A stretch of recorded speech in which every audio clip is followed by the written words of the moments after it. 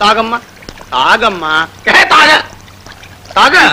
ఏంట్రా రాజుగా ఆవులు గెదలు లేకుండా నీళ్ళు నువ్వే కొనుక్కుంటున్నావేంటి? అంతా నీ సెలవే తల్లి. చేతిలో పని లేక జేబులో డబ్బులు లేక పిచ్చెక్కి ఈ గతికొచ్చాం. హాయిగా ఆవుల్ని గేదెల్ని దొంగిలించి దసరా బుళ్ళోలాగా బతికేవాళ్ళం. ఇప్పుడు ఏట్లో చేపల్ని చెట్టు మీద పిట్టల్ని కొట్టుకుని బతకాల్సి వస్తుంది. కర్మ కర్మమ్మా. దయచేయి తల్లి, దయచేయమ్మా, దయచేయు. తాగు తాగమ్మా తాగు.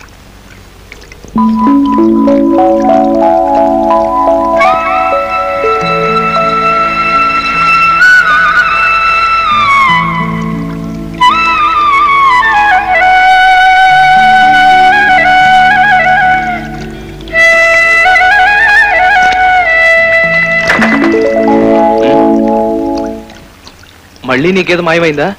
దైవ సాక్షిగా చెప్తున్నాను, నేను మాత్రం దొంగతనం చేయలేదు. కావాలంటే నా గుడిసె దగ్గరికి వెళ్ళి చూడు. నేను అసలు ఆ వ్యాపారం ఎత్తేసాను. నేను వచ్చింది గేదె కోసం కాదు, నీ కోసం వచ్చాను. నా కోసమా? అవును, నిజం తెలుసుకోకుండా నీ మీద మట్టి కొట్టాను, నోటుకొచ్చినట్లు తిట్టాను. నన్ను మన్నించువా? భలేదానివి. నువ్వు మంచి చేసావు కానీ చెడు కాదుగా. పసితనంలో బుద్ధిగా ఉండమని మా అయ్య కొట్టేవాడు, అయినా నేను మారలేదు. బళ్ళో చేరిన తర్వాత కుదురుగా ఉండమని మా పంతులు గారు కొట్టేవాడు, అయినా నేను మారలేదు. అలాంటి బండవాణ్ణి మొండివాణ్ణి మట్టితో కొట్టి మార్చేశావు, నన్ను మనిషిని చేశావు. కిష్టయ్య. అవును పవిత్ర, నా వల్ల ఎంతమంది ఎన్ని రకాలుగా బాధపడుతున్నారు. ఒకరోజు గీత కనపడకపోవడం వల్ల నువ్వు కుమిలిపోవడం చూసిన తర్వాతే తెలుసుకున్నాను. అలాంటి తప్పుడు పనులు చేసిన నన్ను మనిషిని చేసినందుకు నేనే నీ కృతజ్ఞతలు చెప్పుకోవాలి. నువ్వెన్నైనా చెప్పు కిష్టయ్య, నా మనసు కుదుట పడదు. ఒక్కసారి నాతో ఆ నీళ్ళలోకి రావా? నీళ్ళలోకా? ఎందుకు? మరేమో కన్నిపిల్ల శాపాలు కడదాకా వెంటాడతాయట. అనవసరంగా నేను నానా మాటలు అన్నాను. అవి పోవాలంటే నెత్తి మీద నీళ్ళు చల్లాలి, అప్పుడే కట్టుకుపోతాయి. నా మనసు కుదుట పడుతుంది. రావా? ఇప్పుడు ఈ చల్లు ఆ నీళ్ళలోకి రావాలంటావా?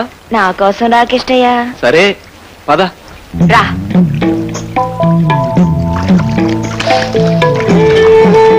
చాలే, కొంచెం లోపలికి. అక్కడి నుంచో. కన్నిపిల్ల శాపం కరిపోవాలి, చిన్నదాని శాపం చెరిపోవాలి. కన్నిపిల్ల శాపం కరిపోవాలి, మాట్లాడుకుంటా నుంచో. కన్నిపిల్ల శాపం కరిపోవాలి, చిన్నదాని శాపం చెరిపోవాలి. ఇతరుంది అసలే చలి అందులో పూర్తిగా తడిపేసి ఇప్పుడు తుడుచుకోవడాలా?